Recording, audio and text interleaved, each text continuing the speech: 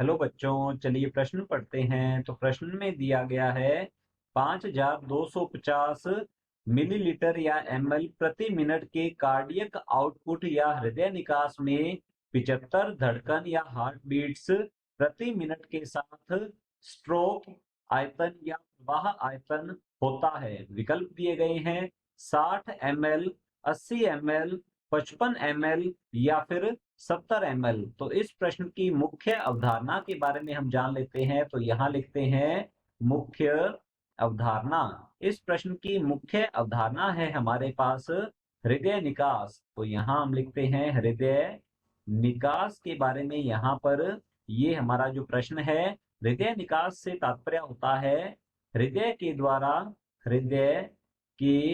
द्वारा प्रति मिनट प्रति मिनट पंप किए गए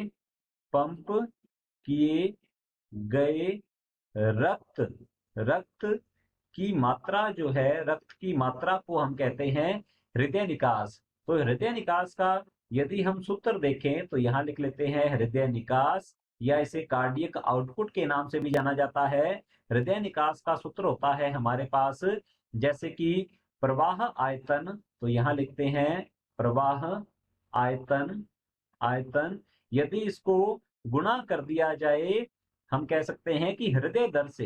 तो यहाँ लिखेंगे इसको हृदय दर से गुणा कर दिया जाए तो हमारे पास हृदय निकास आता है। और यहाँ पर हमें दिया गया है हृदय निकास जो है, ये दिया गया है हृदय निकास है हमारे पास। तो यहाँ लिख लेते हैं जो दिया गया है हृदय निकास है हमारे पास 5250 ml या मिलीलीटर दिया गया है।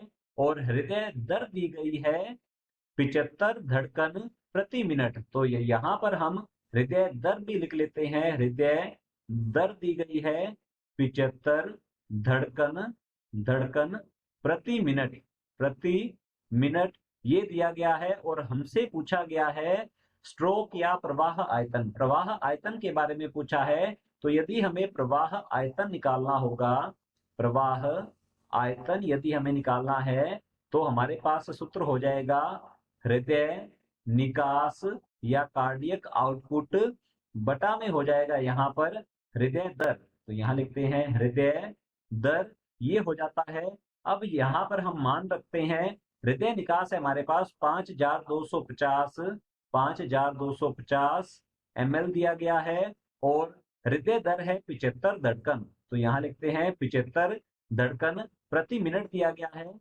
और यदि इसको हम हल करेंगे तो हमारे पास उत्तर आता है 70 ml। तो 70 ml जो है ये होता है प्रवाह आयतन। तो हमारा जो उत्तर रहेगा यह रहेगा, प्रवाह आयतन जो है हमारे पास आता है 70 ml, अर्थात एक धड़कन में, एक हार्ट बीट में एक बार जब हमारा जो हार्ट है यह रक्त को पंप करता है तो यह 70 ml रक्त को पंप करेगा।